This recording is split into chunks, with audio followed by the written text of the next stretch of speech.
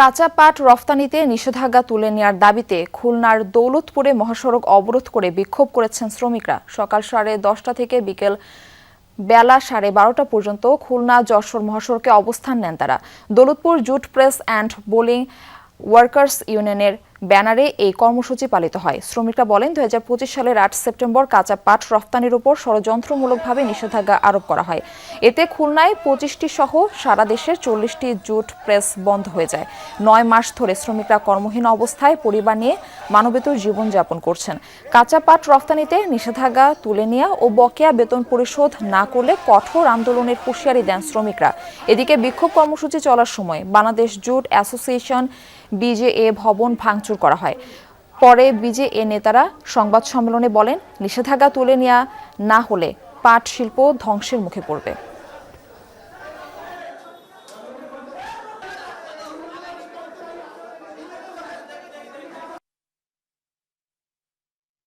যেই কর্মে দ্বারা আজকে আপনার বাংলাদেশের শিল্পপতি, আপনি সেই কাঁচা পাট রপ্তানির উপরে নিষেধাজ্ঞা দিচ্ছেন, এর কারণটা আমি আপনাকে বলে দিয়ে বসিরুদ্দিন আহমেদ। 40,000 শ্রমিক এবং 40,000 শ্রমিকের সাথে আরো ফ্যামিলি মেম্বার আছে। এদের করুণ অবস্থা খারাপ, আমাদের পেট দেয়ালের সাথে ঠেকে গেছে।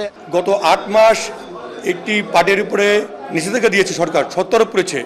যে শর্তের কারণে পাট রপ্তানি করা আমাদের পক্ষে একেবারে অসম্ভব হয়ে পড়েছে।